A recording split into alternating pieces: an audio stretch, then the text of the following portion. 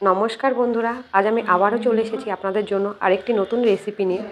তো আজ সকালে বাজার থেকে আর মাছ নিয়ে এসে আমায় বলে আজ একটু অন্যরকমভাবে আর মাছ রান্না করো। তো আমার হঠাৎ করে মনে পড়ে গেল আমার ঠাকুমার রেসিপি।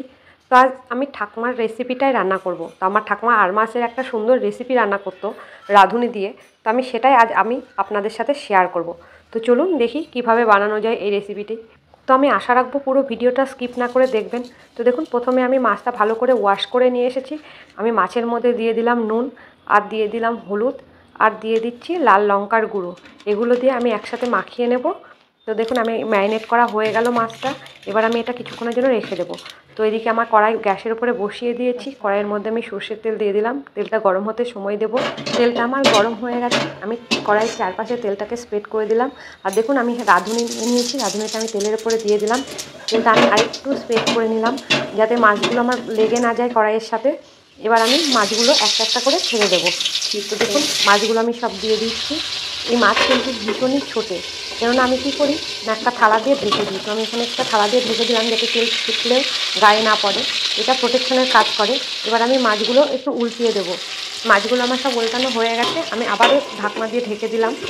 এবার আমার মাছগুলো দেখুন সব ভাজা হয়ে গেছে। ঢাকনাটা খুলে নিলাম। দেখুন, মাছগুলো আমার সব ভাজা হয়ে গেছে। এবার আমি একটা একটা করে মাছগুলো তুলে নেব। আমার মাছগুলো সব তোলা হয়ে গেল। এবার এই তেলেই আমি দিয়ে দেবো একটা শুকনো লঙ্কা, আর দিয়ে দেবো রাঁধুনি ফোড়ন। এখানে কিন্তু আমি অন্য কোনো ফোড়ন দেবো না, শুধু রাঁধুনি দিয়েই হবে মাছটা রান্না। তো দেখুন, রাঁধুনি ফোড়ন দিয়ে আমি একটু ভেজে নিলাম রাঁধুনিটাকে। এবার আমি দিয়ে দেবো বেগুন আর আলু। বেগুন আর আলুগুলো আমি ভালো করে ভেজে নেব। এটা লাল লাল করে ভাজতে হবে।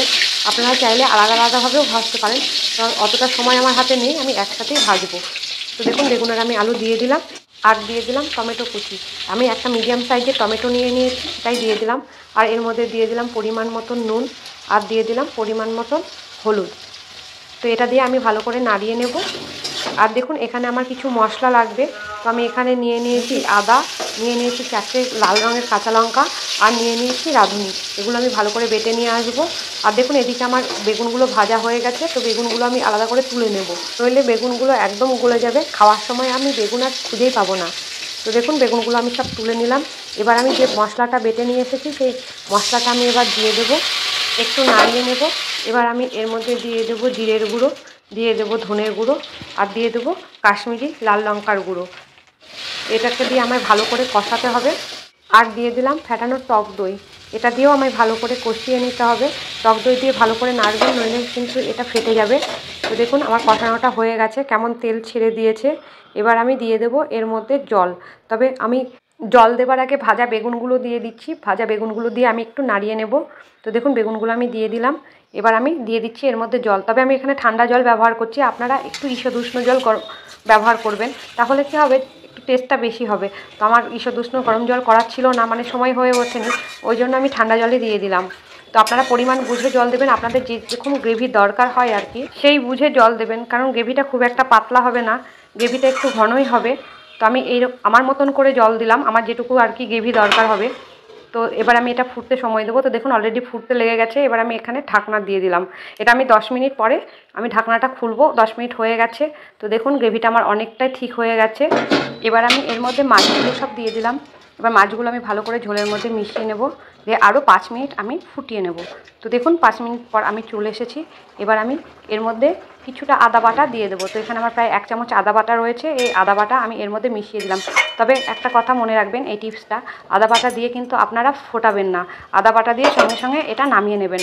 তো এবার আমি এটা সার্ভ করে দেবো, একটা পাত্রের মধ্যে ঢেলে নেব।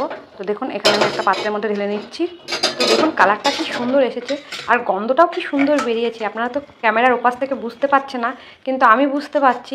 এত সুন্দর গন্ধ এসেছে, আপনাদেরকে ভাষায় বলে বোঝাতে পারবো না। যখন আপনারা নিজেরাই করবেন তখনই বুঝতে পারবেন এর কতটা টেস্ট হয়। এটা একটা অন্যরকমই স্বাদ। তো যাই হোক, ভিডিওটা এতক্ষণ দেখার জন্য অনেক ধন্যবাদ। ভিডিওটাকে অনেক অনেক করে লাইক করুন, শেয়ার করুন, আর এই চ্যানেলটিকে সাবস্ক্রাইব করে রাখুন, যাতে আগামী ভিডিওগুলো আপনারা খুব সহজে আর তাড়াতাড়ি পেয়ে যান। তো আমি আবারও আপনাদের কাছে অনুরোধ রাখছি, এই রেসিপিটা অন্তত একবার বাড়িতে বানান, আর পরিবারের সকলে মিলে খান, আর তারপরে আমায় জানাবেন কেমন হয়েছে। এর পরের বার আপনার বাড়িতে আর মাছ আসলে এইভাবে আপনার কাছে রান্নার রিকোয়েস্ট আসবে। সকলে ভালো থাকবেন। আজকে এই পর্যন্তই।